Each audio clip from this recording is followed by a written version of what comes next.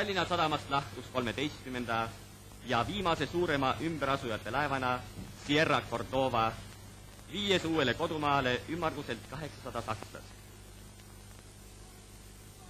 Sellega on lahkunud sakslaste arv tõusnud 12 000-le.